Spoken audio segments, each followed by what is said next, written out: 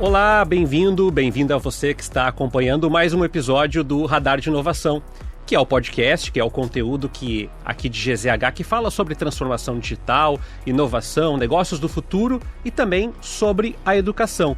E é muito prazeroso falar de educação, porque são episódios que têm trazido muitas boas ideias e têm encantado pessoas de fora desse universo das startups, das empresas, das organizações. A gente já falou aqui sobre inovações que mudaram a vida de estudantes PCDs, a gente já falou sobre transformações pedagógicas, sobre inovação na escola pública, como as escolas que produzem robótica e foram até o exterior mostrar os produtos, e hoje a gente vai trazer mais uma dessas inovações.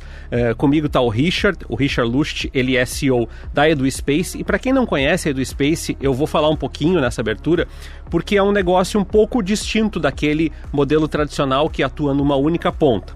A EduSpace trabalha com governança e também com gestão para escolas e também de educação de maneira geral. Já atua aqui em Porto Alegre, também Encantado, para quem não conhece, no Vale do Taquari, e a EduSpace trabalha em várias etapas ali, controlando presenças, organizando fluxos nas escolas, capacitando profissionais, trabalhando no resultado da aprendizagem dos alunos, ou seja, é como se fosse um pacote na escola para pegar desde a ponta das questões de ordem da escola até as questões mais pedagógicas. Antes de qualquer coisa, quero te agradecer, Richard, por estar aqui com a gente no estúdio. Muito obrigado e muito obrigado pela EduSpace por compartilhar essas informações conosco. Tércio, muito obrigado pelo convite, é um prazer estar com vocês e com todos os ouvintes do podcast Radar da Inovação. Deixa eu te perguntar primeiro como é que vocês aparecem, como é que vocês surgem e qual é a conexão de vocês com a educação para ter esse olhar, porque muita gente critica a educação, crítica tem coleção, né? Vai na internet, está cheio de... Mas as iniciativas que consigam virar as críticas, a gente tem mais dificuldade, né?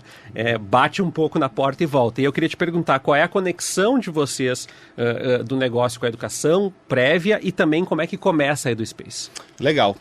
A nossa conexão com a educação, com a empresa, ela sempre tem um vínculo muito forte com os fundadores, né, de uma startup.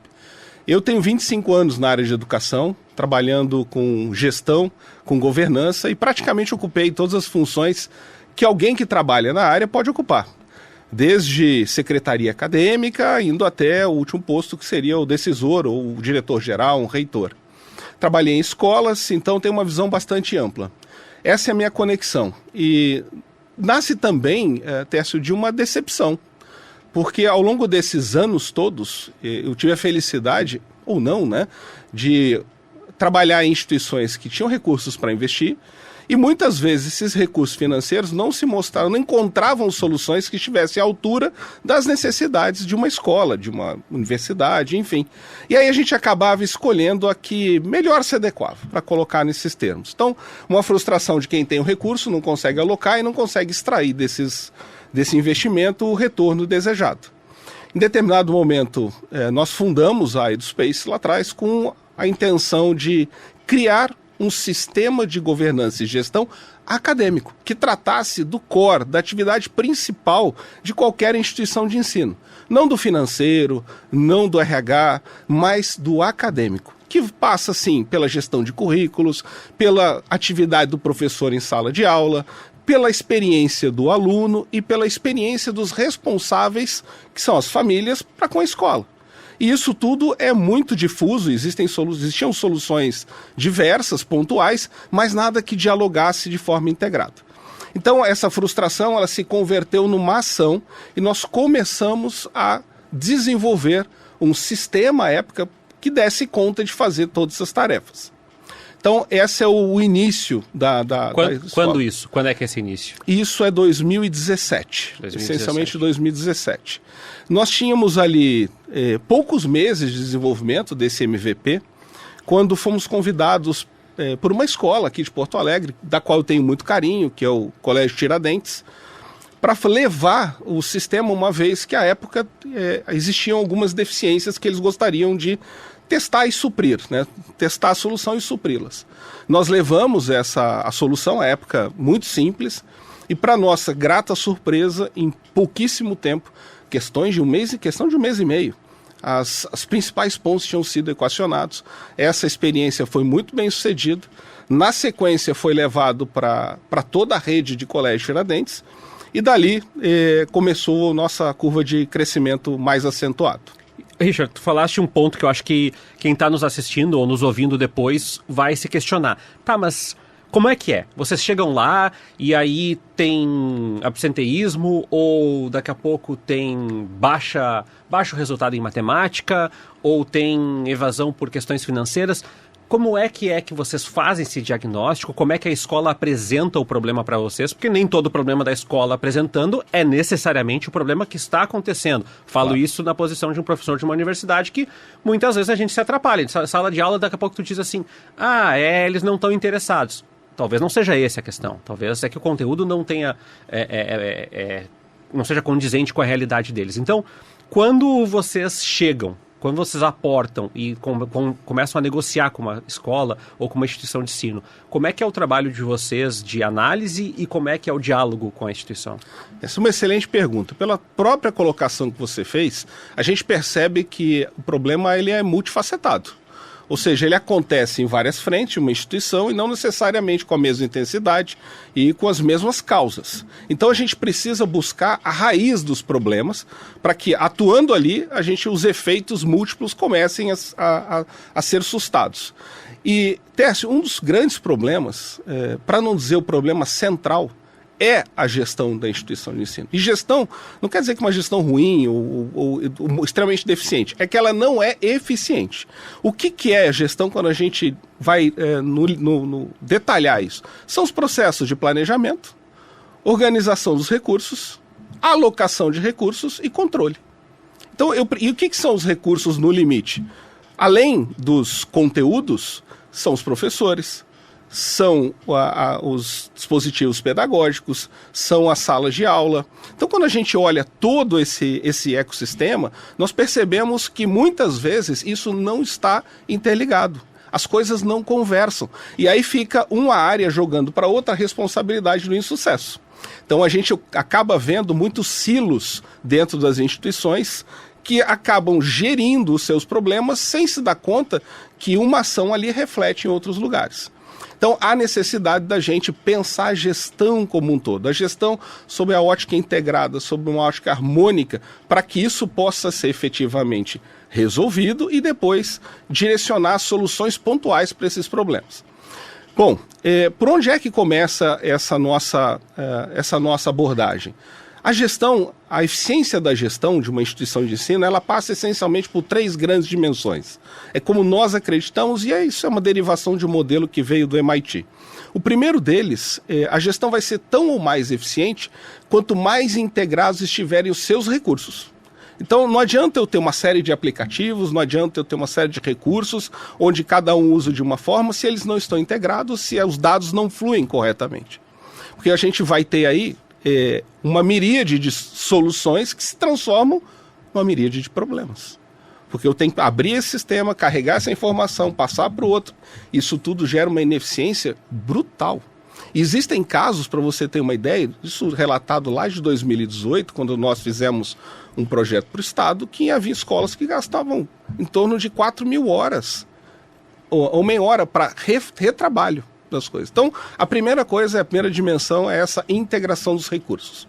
A segunda dimensão importante de se verificar é se essas soluções que existem, elas atendem a todos os níveis da operação de uma instituição, do nível operacional, nível tático e nível estratégico.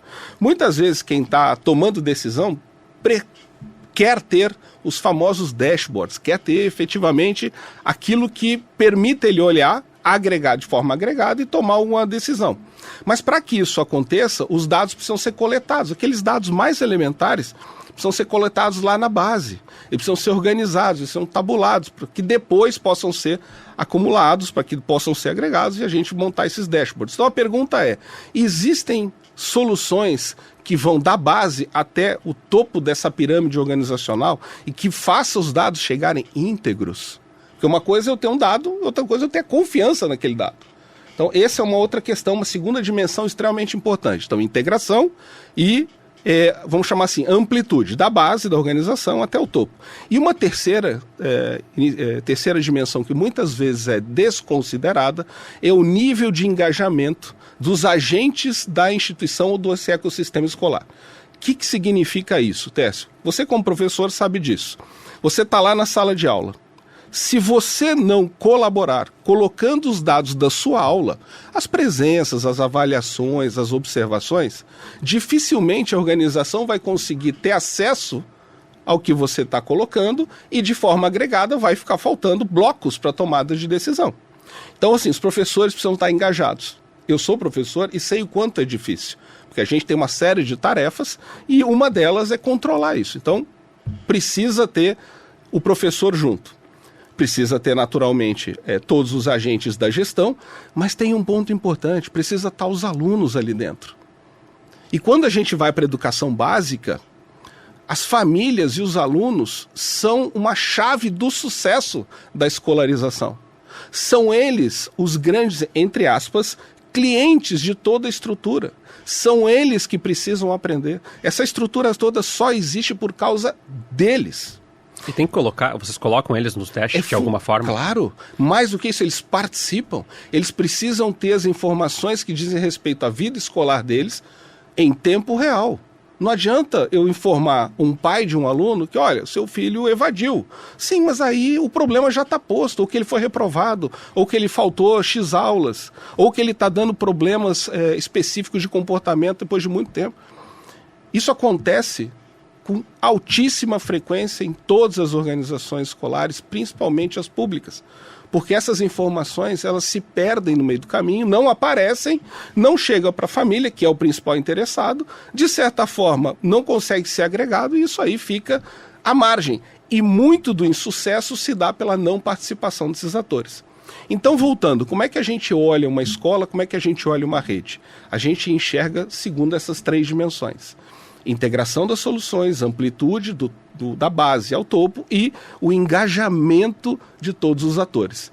Voltando, não adianta a gente atuar em uma dimensão isoladamente e achar que o problema está resolvido. Não, uma gestão eficaz e eficiente, ela necessariamente implica na maximização dessas 3 dimensões. Tá, Richard, mas tá aí, vou te provocar e tenho certeza que tem professor, aluno nos ouvindo do outro lado, fala assim, tá bom, Richard, eu concordo, que legal, a gente integra e faz tudo de cima para baixo, de baixo para cima e comunica todo mundo, mas e o professor que não passa as atas para o sistema? Uhum. E aquela professora que não quer compartilhar esses dados porque não concorda com o sistema? Ou aquele pessoal do audiovisual que diz que sempre foi feito desse jeito e que sempre funcionou desse jeito?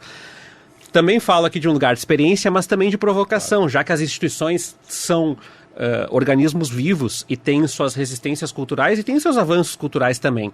Como que faz para ter esse olhar de gestão sem perder a vida orgânica dessas instituições escolares? Gestão, Técio, está intrinsecamente ligado à cultura organizacional. Isso é fundamental a gente entender. Eu não consigo modificar processos, eu não consigo fazer nada numa instituição se eu não trabalho a cultura organizacional. Aí eu já vou descer um pouquinho para o campo onde a gente está atuando, né, para o dia a dia. É óbvio que você coloca, são fatos da nossa realidade. Sempre há essa resistência à mudança que não acontece só numa escola. Não. Acontece em tudo quanto é lugar. Muito bem. Como é que você consegue convencer que a mudança é positiva? Se você é professor, se eu te ofereço uma solução que efetivamente vai mudar para melhor a tua vida, e quem avalia isso é você, não é a escola, você vai adotar voluntariamente, concorda? Claro. Se eu ofereço para a família alguma coisa que pode melhorar a vida da família, ela adota voluntariamente. E isso vale para os gestores, vale para os secretários de educação. Por quê? Porque aquilo ajuda. Então a chave do negócio está em oferecer valor real para quem está do outro lado. A gestão, ela passa pela oferta de valor real aos seus usuários. E aí eu vou te contar da nossa experiência. Quando a EduSpace entra, nós dialogamos com todos os tomadores de decisão e com uma boa parte dos diretores e alguns professores. Não dá para falar com todo mundo, naturalmente. E a gente entende quais são as dores. E a plataforma, ela foi sendo construída ao longo desses anos com base nessa experiência. É um valor primordial para nós a usabilidade. É um valor primordial para nós que você goste de usar. é um valor primordial que aquilo gere valor global para o sistema. E como é que a gente sabe que isso está acontecendo? Quando a gente percebe pelas curvas de engajamento da solução que elas são muito aceleradas.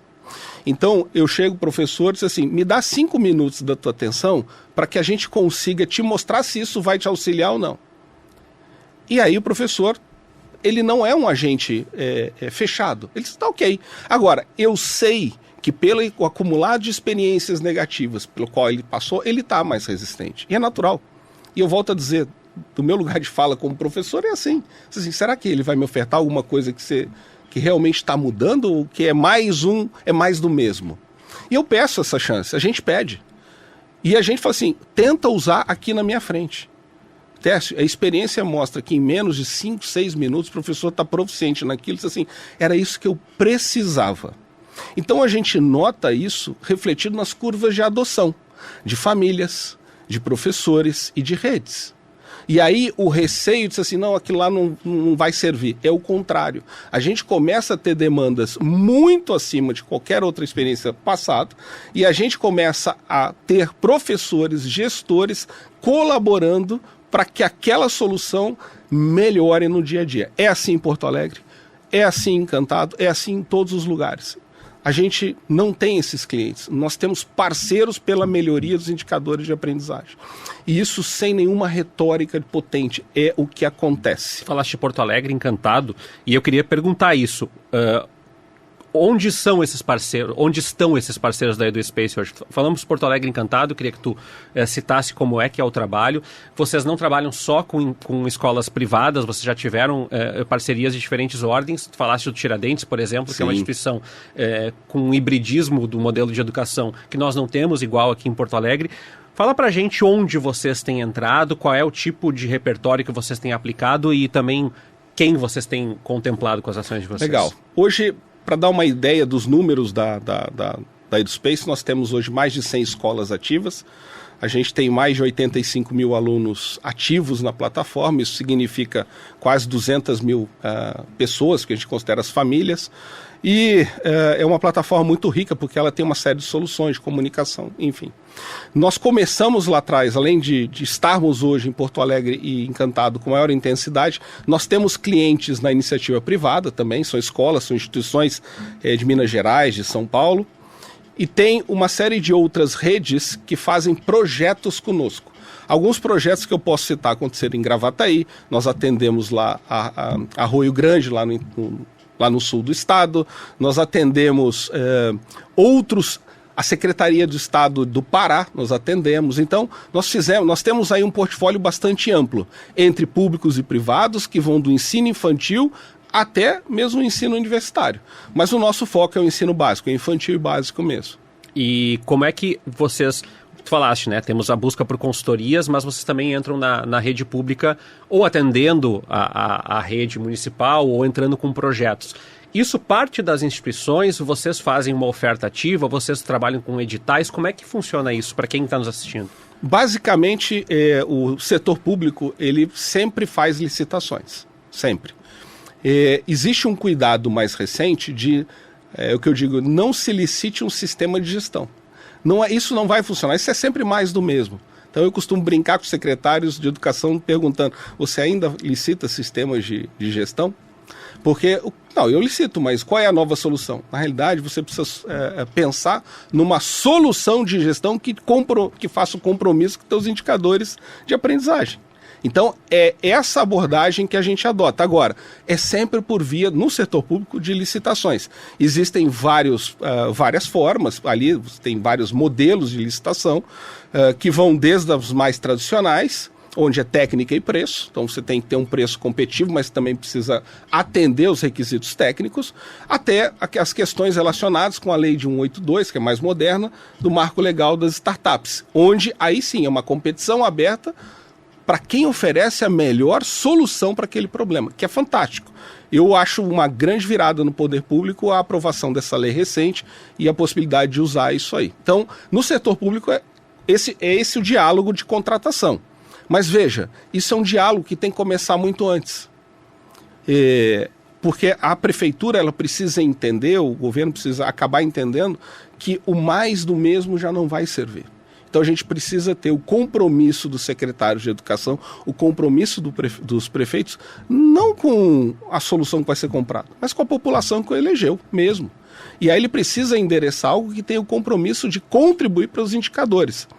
Uma das nossas brigas, Tércio, positivas, é dar transparência a todos os processos que acontecem dentro das redes públicas.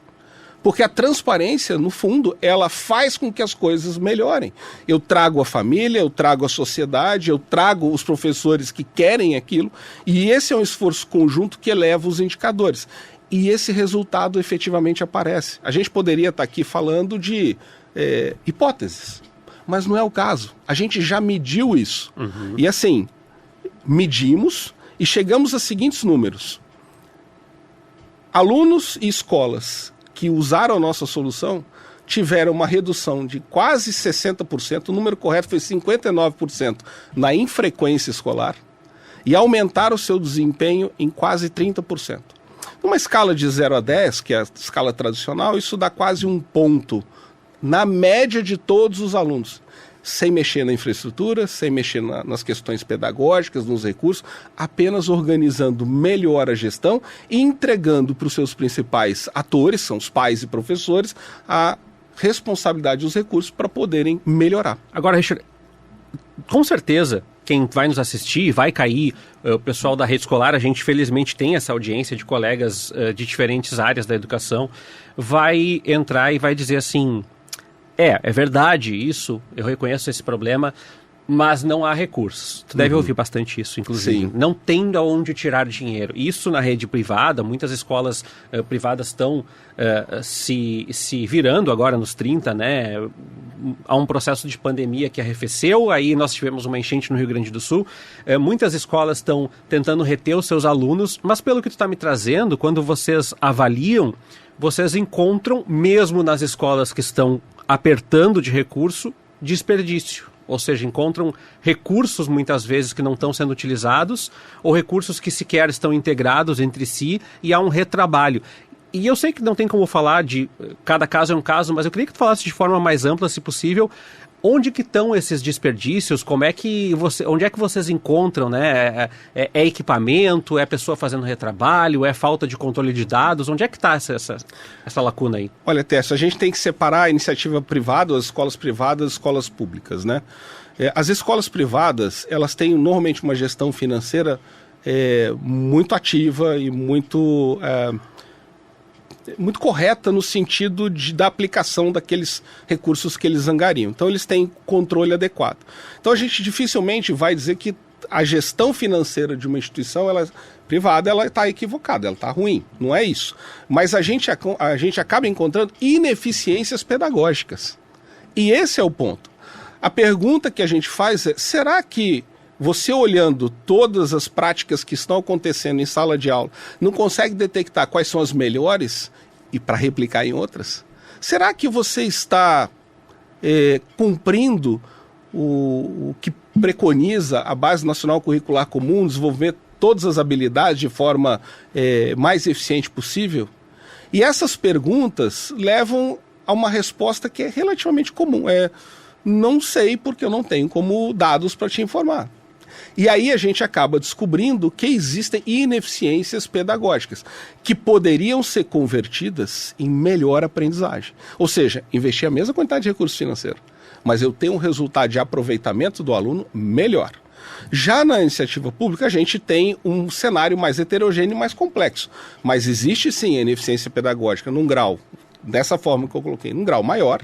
E existe também uma questão de organização de recursos que poderia ser mais adequado. Falta professor onde, de que? Será que eu não consigo mobilizar? Será que eu não consigo juntar turmas? Então, tem espaço para melhorias. E aí vem essa questão de, puxa, mas é muito caro, né? Isso eu não tenho de onde tirar esse recurso financeiro. E aí eu costumo dizer o seguinte, quanto custa uma refeição numa escola pública? Quanto custa essa refeição? Né? Custa X reais. Pois é, esse dinheiro é o que custa por aluno por mês ter a solução. Então, se você economiza, e é isso, eu estou dando exemplo porque acontece, tá? Então, as escolas oferecem corretamente merenda escolar, o almoço, a janta e tal. Mas, Tércio, como é que eles calculam, para ficar nessa coisa, porque é bem fácil de entender, como é que se calcula o número de refeições e a quantidade de alimentos que serão preparados? Só multiplicar. Pela média. Pela média. Eu tenho X alunos, em média vem tantos. E é assim. Eu tenho que multiplicar. O correto seria quantos alunos estão em sala e eu multiplico pela quantidade. Legal. A pergunta é, ele sabe quantos alunos tem em sala? Ele não sabe. Porque hoje é um dia, se choveu, veio menos, e aí ele vai pela média, sobra muito, ou então um dia bom, veio bastante, ele precisa correr e preparar mais. Ou seja, a informação básica, para ficar no elementar, ela não existe. Eu preciso saber às 10 da manhã, por exemplo, quantos alunos eu tenho em sala, para poder preparar o número correto de refeições. E você não prepara no limite para faltar? Não pode faltar. Só que se você não souber o pela média, você vai sobrar muito. Em vez de sobrar 2, sobram 40. É diferente, né? E só o que sobra, muitas vezes, é suficiente para pagar a solução. Percebe? Eu vou dar o crédito aqui da Kizzy Abreu na produção e o Leandro Carvalho na multimídia, que eu esqueci de dar no início do programa, e eu me peguei pensando em várias conversas que a gente teve aqui, Richard, sobre sala de aula e a questão da sala de aula invertida e dos processos, e eu queria te perguntar isso também.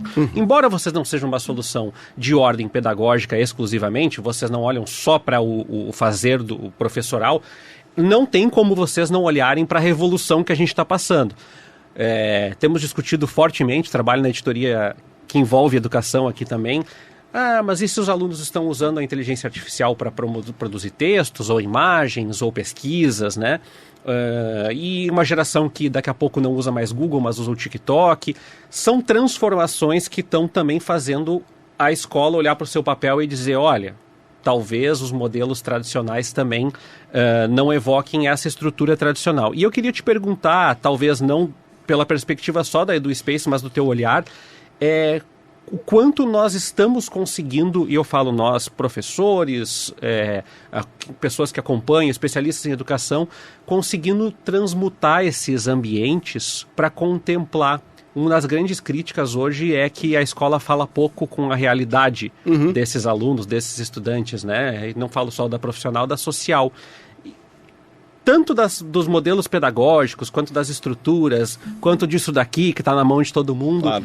Como é que tu tem percebido esse processo de transformação e como que, tu falaste, né, muitas vezes a escola operando ali, né, com essa margem aqui, mas tu tem que mudar, tu tem que ter um equipamento novo, um software, tu tem que estar antenado numa nova ferramenta pedagógica ou numa sala de aula que não é mais aquele modelo de classe, um professor na frente. Como é que é isso? Tércio, eu reconheço que a escola vive um momento de transição e é inequívoco que o processo de aprendizagem é por tentativa e erro. Porque é assim que as coisas estão se dando. A gente não tem referencial histórico para se apoiar e dizer assim, essa experiência é a melhor ou aquela. Ela vai sendo na prática construída no dia a dia. E aí quando você aponta assim, talvez vocês não atuem nisso. Na realidade, a gente atua muito nisso.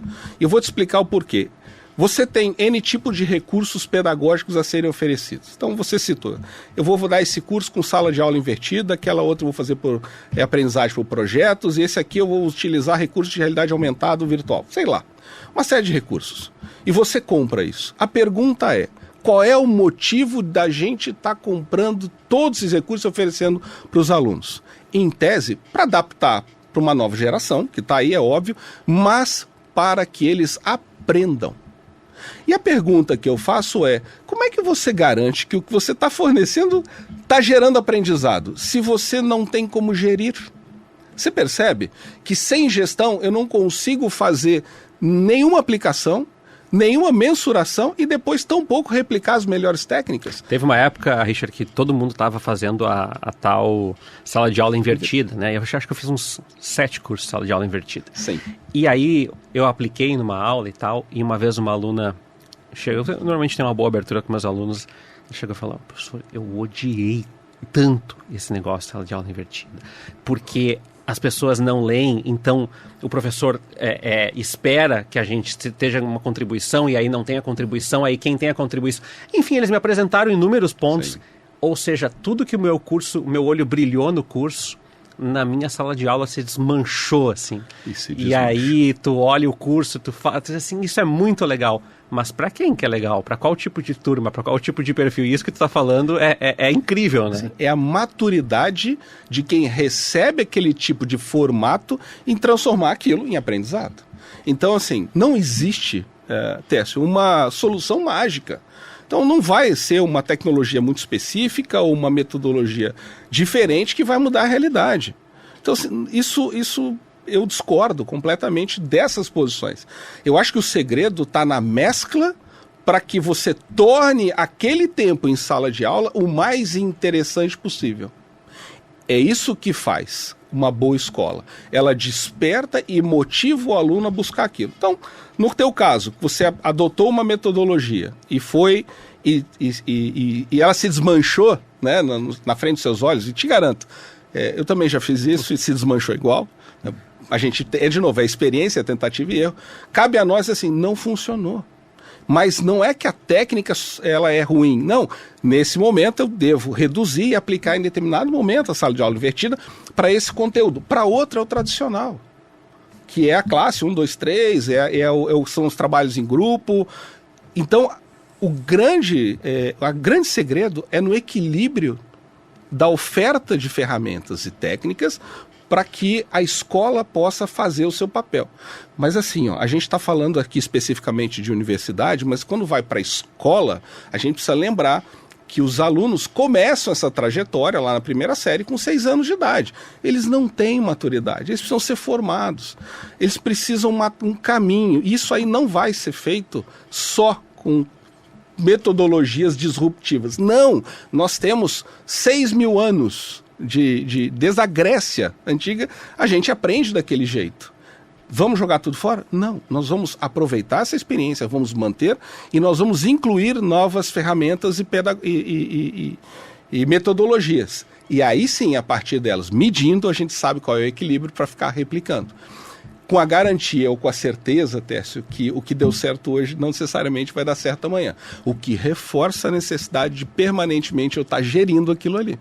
Eu queria te fazer uma provocação que eu acho que devem fazer a ti, já que você está trabalhando na educação, que é a discussão sobre gestão da educação. Por que eu estou te fazendo essa provocação? A EduSpace nasce como uma plataforma que olha para esse aspecto e muitas das escolas ou das universidades, ela tem na figura do gestor aquela pessoa que está há muito tempo, ou que é muito querida e admirada pela comunidade escolar, mas que não necessariamente... ou às vezes ou às vezes não é uma pessoa que domina a gestão, ela domina a escola, né? Um todo, é a pessoa que tem um carisma de interlocução, mas nem sempre é aquela pessoa que sabe olhar para as finanças, para os recursos humanos, para o direcionamento de estratégias, tecnologia. E isso não é um ataque, é só um diagnóstico de que as escolas precisam dessa afetividade para se manter, ao mesmo tempo que sair encontrando um gestor escolar pronto não é algo tão simples assim quanto as pessoas podem pressupor. E eu queria te perguntar isso, como nós estamos pensando esse olhar para a gestão das escolas como uma gestão mais específica, né, Richard? No sentido de que não dá para simplesmente pegar uma aula lá de gestão industrial e dizer assim, não, mas eu já estudei gestão industrial, eu vou aplicar aqui. Não, que tem a subjetividade da criança que não aprendeu, que veio de transferência de outra escola, tem a subjetividade da criança que estuda de tarde ser diferente da criança da manhã. Esse olhar para a gestão, como que faz, contemplando todas as necessidades psicológicas, psicossociais que nós temos, ao mesmo tempo tornando o que tu falas em eficiência, né? Eliminando essas ineficiências. São os gestores de dentro que devem ser capacitados? Nós devemos criar formações mais específicas? Essa é uma grande dúvida que imagino que tu encontre nas escolas também. Sim, é uma grande dúvida, não tem uma receita única. E os problemas, eles acontecem quando a gente olha os recursos humanos de diferentes ordens e amplitudes. O que eu quero dizer com isso? Não tem uma receita única, Técio. Mas a gente acredita numa coisa importante. E essa foi um encaminhamento que está se mostrando muito acertado. O que você falou é verdade. Normalmente, dentro das escolas, quem ocupa a função de diretor não tem necessariamente a formação de gestor. Mas ele chegou naquela posição por voto ou por confiança da comunidade escolar. Ok, ele tem uma parte das competências fundamentais para gerir aquilo ali. Seria muito complexo tirá-lo da função e dar uma formação, né, a tempo de ele voltar a entregar aquilo que ele precisa. Não dá para fazer isso. E a gente entendeu isso muito rápido lá atrás, no começo do EduSpace. O que a gente construiu, então? Essa ferramenta ela não vai ser usada por gestores necessariamente com formação de gestores. Então eu preciso que a ferramenta seja um copiloto. Ela seja um auxiliar permanente para que ele, olhando, ele entenda exatamente qual é o processo que ele tem que seguir, olhar os indicadores e tomar as decisões. Quer dizer, as técnicas, os fundamentos da gestão, eles foram incorporados na solução para que, por meio de indicadores, seguindo aquilo ali, ele vai fazer uma boa gestão. Isso a tecnologia nos proporcionou. Então a gente consegue resolver esse gap sem tirá-lo da função e mais, deixando com que ele aquela coisa que ele faz bem, que é o contato com a comunidade, permaneça. Então a gente adiciona o lado hard, vamos chamar assim, a uma competência soft para que ele tenha sucesso. E essa experiência tem sido muito bem sucedida, porque o que seria uma falha, ele encontra suporte na tecnologia. Libera tempo para a estratégia, tu falaste disso, né? Que tem os níveis até que a gente chegue lá ao estratégico. Acho que isso aqui não é só sobre escola e educação. O desafio de 9,9 entre 10 gestores é achar tempo para o estratégico e não ficar mergulhado na rotina, no processo. E eu queria te perguntar se nas escolas que vocês têm atendido, vocês têm encontrado os gestores com um olhar para o estratégico a partir não só dos dados, mas também do tempo disponível, porque imagino que a ideia de ficar mobilizando muitas vezes equipe, um administrativo inteiro para contemplar dados, saber onde comprar, o que comprar, também seja sintetizado pela plataforma. Nós temos tido a felicidade de encaminhar esse tipo de dúvida e de solução. O lado estratégico, normalmente, em muitas escolas, ele é meio etéreo, Tércio. O que é? Qual é o meu... não há clareza, muitas vezes, sobre qual é o objetivo da escola, das metas. Então, sem isso, qualquer estratégia serve. Então, a primeira coisa é quantificar essas coisas e tornar claro qual é o objetivo.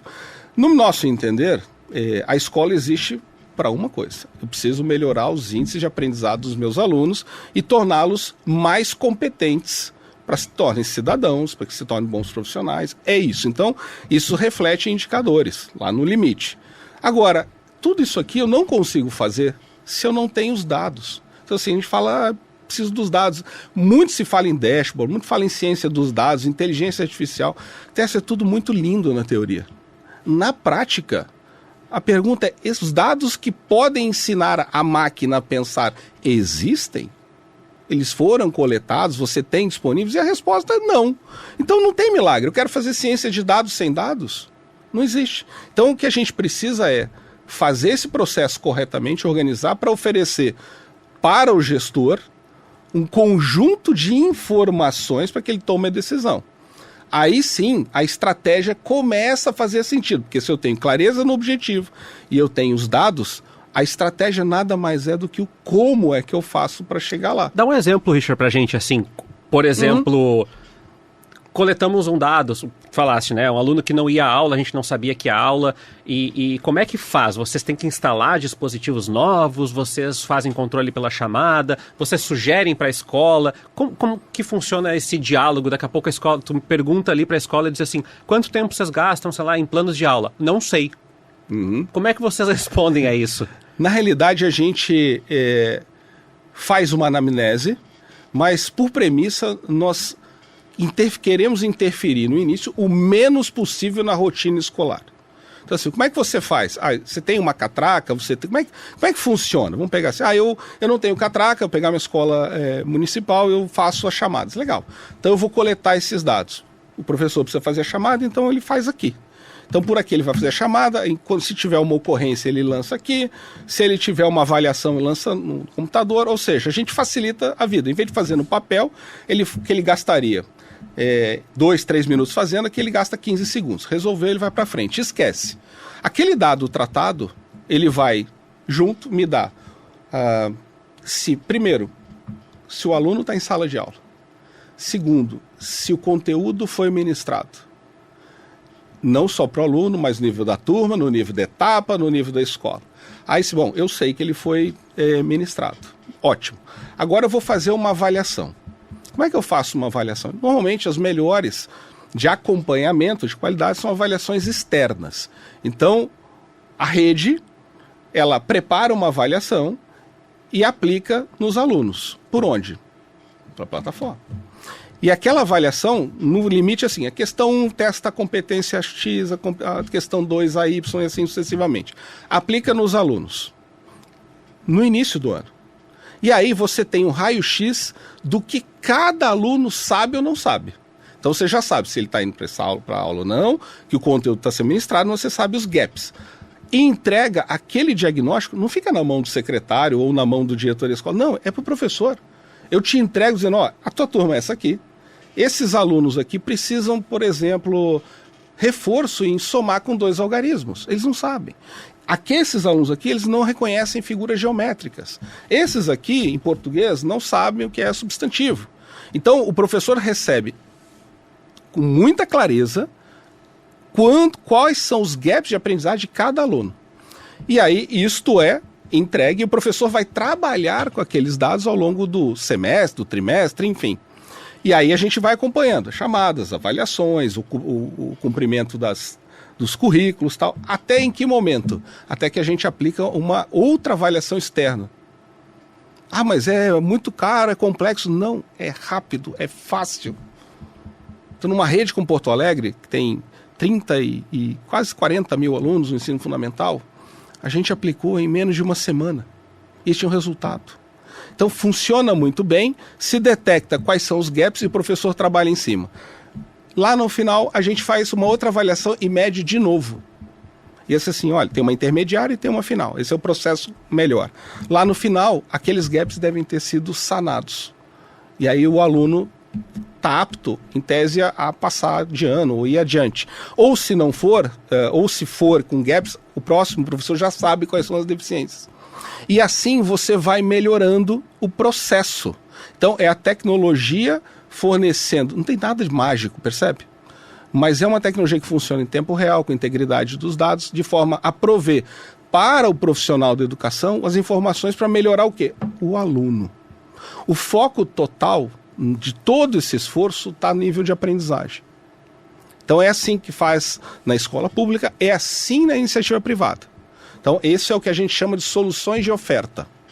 Mas do outro lado, tem uma coisa chamada demanda. Quem toma o serviço é o aluno. Você, como professor, sabe que é importante que ele esteja motivado. A pergunta é, os nossos alunos estão motivados? Que pergunta Será difícil. que é interessante? Será que eles gostam e tal? Mas, Tércio, assim, ó, existem ferramentas também para fazer isso, em larga escala. Vou te dar um exemplo, que não é algo completamente disruptivo, porque está aí no mundo há mais de 100 anos, mas no Brasil tem pouco mais de 40. São as Olimpíadas do Conhecimento, que nós não entendemos, achamos que é apenas uma competição entre estudantes para achar o gêniozinho da matemática ou da física. E está muito aquém do potencial dessa ferramenta, porque aquela competição é como se fosse uma gincana na sala, na escola, e que serve para dizer, olha, como é que você foi? Olha, isso aqui eu não entendi, me ensina, tal. É uma forma lúdica, gamificada, de motivar os alunos para áreas que eles se interessem mais. Sabe quanto custa isso? Baratíssimo. Baratíssimo. A gente acabamos de encerrar a primeira fase, tem uma ideia da Olimpíada Brasileira de Inovação, Ciência e Tecnologia. Foram mais de 36 mil inscritos no Brasil inteiro. E a gente está em busca dos gênios? Não, tem muita gente apoiando, está em busca do gênio. Não, isso é um subproduto marginal do negócio. Mas a gente quer motivar essa galerinha. Assim, olha como pode ser legal estudar ciência, tecnologia. Você gosta aí do jogo no videogame? Ah, gosto. O que tem por trás disso? Você gosta de assistir o filme X? Eu gosto. O que tem por trás daquilo? Então, a gente começou a trazer o mundo real para dentro do conteúdo programático e dizer assim, cara, aquilo que você está vendo não é chato, é muito legal. Olha aqui. E aí você tem uma adesão enorme. Quando ele percebe isso, diz assim, não, agora eu quero prestar atenção nesse negócio aí que o professor está dizendo. Então a gente começa a mudar a motivação lá embaixo do ensino básico. E não vai perder esse aluno no caminho. Isso vale para iniciativa, para escolas privadas, vale para a escola pública. Então é o seguinte, tem que mexer. A tecnologia suporta e mexe na oferta, com soluções de gestão e acompanhamento. Não abro mão das experiências didáticas, das ferramentas tecnológicas que a gente precisa medir para se elas dão retorno ou não. Ou seja, nessa turma eu usei sala de aula invertida e nessa eu não usei. Meço lá no fim. Deu certo? Não deu? Resultado é positivo, não é? E aí eu tenho elementos para replicar ou não a experiência. Então a tecnologia faz isso, mas ela não substitui o bom professor, ela não substitui o bom gestor, e ela não substitui a família. Eu queria pegar uma coisa que tu falaste no início que eu perdi, mas eu anotei aqui que eu queria perguntar, que é essa coisa da integração. Eu vou dar um exemplo positivo e negativo do lugar onde eu dou aula, na Faculdade de Comunicação, onde a gente teve por muito tempo equipamentos que estavam guardados na faculdade, a gente não sabia e deixava de usar, e chegou a ser comprado um equipamento que a gente já tinha, por essa questão de fluxo. E agora, por ter um audiovisual integrado, a gente tem todas as demandas controladas, ou seja, um professor já sabe que o outro vai usar e já planeja as aulas levando em conta isso. Ou seja, de um equipamento comprado 2 vezes para uma aula que tu conjuga com a do teu colega. Eu queria te perguntar o que vocês encontram duplicado. Tu falaste das horas, mas também muitas vezes as salas de aula que não estão reservadas. A gente conhece várias histórias, acho que todo mundo assistindo aqui diz assim, da turma chegar lá e, mas não estava marcado que tinha aula, ou faltou bola na educação física, mas não tinha, porque essa aqui furou. Tem tantas coisas, mas eu queria saber do que vocês acabam diagnosticando desses cruzamentos, dessa duplicidade ou desse overwhelming assim, de coisas dentro da escola, das instituições. Olha, a questão da gestão da infraestrutura, que é o que se aponta aí, é uma das coisas mais simples de resolver. Porque você tem ali a alocação de quadras ou de recursos, de salas, biblioteca, enfim, e aí você consegue organizar aquilo, dar transparência e a alocação é feita muitas vezes voluntariamente pelo professor. Então, isso é uma questão simples. O que é mais curioso de se observar, Técio, dentro das escolas, e aí eu estou falando de escolas de ensino básico mesmo, tá? É a superposição de conteúdos ou de trabalhos de conteúdos, e muitas vezes o gap entre que um professor achou que a outra disciplina ia dar aquilo e o outro achou que também. E aquele conteúdo passou em branco. Deixa que eu deixo. Deixa que eu deixo. Esse é o futebol, né? É isso. Então, onde está o problema, né, que a gente encontra? É na superposição de conteúdos. Muitas vezes, porque talvez aquele conteúdo seja muito legal de ser ministrado, então todo mundo quer atuar, quer dar a sua versão legal. Então, a gente fala em ensino multidisciplinar, talvez tenha uma visão de história, uma visão de geografia, uma visão de química, sei lá. Então todo mundo aborda, maravilha. Agora talvez tenha outro que, isso aqui não é tão legal, isso aqui o professor tal vai atuar. Aí o outro também pensa a mesma coisa, daqui a pouco ninguém efetivamente trabalhou aquela competência e ela passou. Isso acontece, por incrível que pareça. Isso se repete no nível superior, com uma menor intensidade, porque os componentes são mais verticais, do que no ensino básico. E isso que tu falaste, eu já vou dar um encaminhamento no fim, eu queria também te propor uma reflexão para quem está nos acompanhando. Imagino que para você seja um desafio pensar a questão do repertório. Porque muitas vezes o professor agora de posse dos dados, ele já tem menos incerteza sobre, mas eu não sei se eles dominam, sei lá, células, por exemplo. Então, já sabe. Se o resultado da turma foi quase unanimemente ruim, significa que realmente eles não dominam. Ao mesmo tempo, muitas vezes o professor já tem a informação e não sabe, como tu falaste assim, como atuar. Tá, e agora o que eu faço? Porque eu dei a aula de células e eles não estão assimilando. Estamos preparados, ou estamos, porque eu também me coloco nesse barco assim, para olhar para essa super oferta de informação, e tem YouTube, e tem robozinho de sala de aula, e tem Lego, e tem sala de aula invertida, para saber o que fazer com essas informações, e é uma provocação positiva mesmo no sentido de que bom que nós temos acesso a diagnósticos cada vez mais precisos. Sim. Mas somente o diagnóstico dá o norte para os docentes, diretores, gestores, de maneira geral? Como você falou, o diagnóstico ele dá o norte, mas não garante que você vá seguir naquela direção, né? Na prática, eu vou voltar ao que eu disse lá no início. Esse é um processo de tentativa e erro, porque a gente está pela primeira vez na história lidando com essa profusão de recursos. Bom, dito isso, qual é o caminho, vamos dizer, de menor erro, vamos chamar assim, ou de mais fácil de corrigir? A primeira coisa e eu vou reforçar, a gestão. Então, à medida que você faça uma experiência, você precisa registrar os resultados. Deu certo ou não deu? E se deu, como é que ela foi executada? E isso aí é uma experiência que pode ser replicada em outros lugares. Então, os alunos não aprenderam células, no teu exemplo. Será que algum professor deu esse conteúdo e teve resultado legal? Se não tem o registro, eu nunca vou saber. Agora, se tem, a escola pode dizer, olha, o professor Tércio deu células, foi super legal. Aí você vai chegar e dizer, olha, o que você fez? Que experiência que foi positiva? Então, o compartilhamento de experiências é fundamental para esse momento, para encurtar, talhar. Esse é o primeiro, tá? Então você precisa gerir para ter isso aqui. E o segundo, que muitas vezes a gente dá pouca atenção, Tércio, mas é incrível, empodere, eu não gosto muito dessa palavra, perdão, mas dê certo grau de autonomia para os seus alunos. E diz assim, bom, nós vamos tratar de células. E diga para eles como é que vocês gostariam de ver esse assunto. Ah, eu não sei o que é. Você não sabe o que é? Então vamos pegar aqui um vídeo do YouTube. Falar de células. Você prepara. Ah, é isso aqui. Ah, professor, legal. Falei assim, o que vocês acham disso? Ah, acho que dá para fazer um jogo, acho que dá para fazer um quiz, acho que dá para fazer um... Eles propõem. Porque você compartilha a responsabilidade, não é do assunto, mas é do como. Não quer dizer que eles vão fazer 100% correto, que você nunca vai ter problema. Você vai ter que controlar esse ambiente. É um ambiente maior de incerteza. Mas a maior certeza, maior o risco, maior o retorno.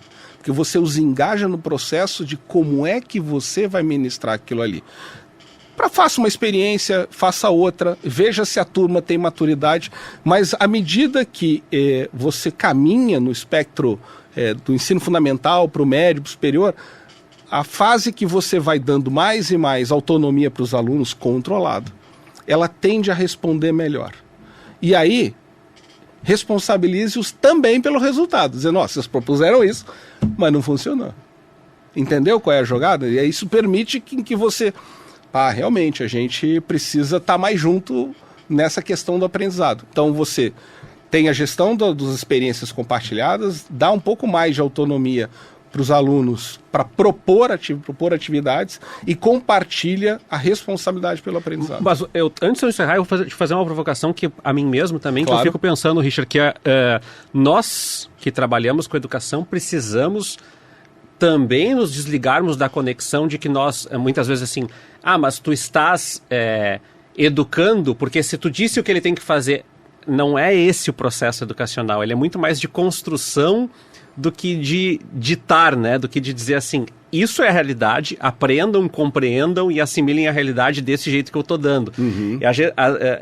Na universidade é muito comum os alunos chegarem e dizer assim, o senhor compartilha slides? Eu falei, claro que eu compartilho, porque vocês vão achar outros slides na internet que não são os meus e os outros. E mas é que tem gente que não gosta de indicar as leituras, não gosta de dar os slides, porque tem muito esse jeito da autoralidade, né? Uhum. Essa aula é minha e eu tenho esse conhecimento e eu estou permitindo que você tenha acesso. De uma era que, efetivamente, os conhecimentos estavam muito mais compactados, né? A gente chama Barça. Então, claro. Acho que funciona essa troca que tu está falando, desde que nós também estejamos abertos a essa troca, né? Claro, na realidade a gente está falando de uma mudança geracional dos alunos, mas temos que acompanhar isso aí. Essa questão do compartilhamento, Tércio, eu compartilho os meus slides, só que eu aviso os meus alunos que os slides são apenas o trilho de um curso, eles não é o curso. Eles indicam a direção que a gente está seguindo e que vai muito além daquilo, e que aquilo precisa servir de direcionador e não de conteúdo a ser estudado. Por quê? Porque o conteúdo ser estudado vai estar no livro, vai estar na leitura, vai estar nas discussões que foram feitas. Ou seja, vai muito além. O resultado na prática e o recado que a gente dá quando faz isso é: não me importo de compartilhar isso para você ter uma trilha de estudos. Agora, é importante que você saiba que se você estudar só isso aqui, você não vai bem. Esse é o gap. Richard, para se despedir, eu queria que tu desse endereço para onde as pessoas podem acessar, conhecer mais o trabalho do Space, site, redes sociais, e também te agradecer por estar aqui com a gente. Tércio, em primeiro lugar, o prazer foi meu. É uma experiência muito legal poder compartilhar assuntos sobre educação. Eu queria deixar uma reflexão, né? A gente está num podcast que fala sobre radar de inovação, isso está intrinsecamente ligado com o futuro. E uma das coisas que mais me chocou lá atrás, quando eu comecei essa trajetória, foi descobrir que 82% das crianças do nosso país, elas frequentam escolas públicas. E quando a gente olha o resultado das escolas, em geral, e públicas em particular, no âmbito internacional, a gente descobre que nós jogamos a 4ª divisão do futebol, e a última. Ou seja, não há nenhuma expectativa de um país que seja próspero economicamente e justo socialmente se a gente não pensar e atuar de verdade para muito além do discurso e da retórica dentro das salas de aula. Isso significa que as famílias precisam estar lá, que os gestores precisam estar lá, que os secretários precisam estar lá. Está todo mundo pegando junto. Então, assim, não tem futuro se a gente não cuidar desse pessoal que está vindo aí. E se tudo der muito certo, daqui a alguns anos vai ter alguém sentado aí que vai nos substituir falando de coisas muito mais legais, muito mais próximas. Se nós falharmos, a gente não vai ter isso. Então, o recado para quem lida, né, com o futuro é isso. O futuro vai muito além do que você está fazendo. Ele vem das pessoas que vão lhe substituir em algum momento. E a gente precisa cuidar da educação. Para quem quiser seguir o nosso trabalho, nosso site é o www.eduspace.com.br. Nós estamos no LinkedIn, presentes no LinkedIn também, EduSpace. E, fundamentalmente, nos encontram também pelas Olimpíadas que promovemos por aí. Então, a última foi a de Inovação, Ciência e Tecnologia, está no Instagram, OB, né, OB_ICT. E agora, acabou de entrar no ar a segunda que a gente está apoiando, é a União Brasileira de Astronomia, com a Olimpíada Nacional de Astronomia. Sabe qual é o objetivo, Tércio? Fazer com que a moçada curta ciências. Olha que coisa. Curta ciências, utilizando a astronomia, que é um assunto vasto, um assunto fascinante, para entender um pouco do mundo aqui. De novo, é uma coisa extracurricular, mas visando a motivação desses alunos. É aí que a gente atua. Então é aí que a gente quer seguir e te agradeço aí pela oportunidade de poder trocar essas informações contigo. Eu agradeço o Richard Lusch, CEO da EduSpace, eduspace.com.br, e também agradeço a tua presença que ficou com a gente aqui até o finalzinho do programa. A gente volta a falar de educação, inovação e outros assuntos na próxima semana. Até lá. Tchau, tchau.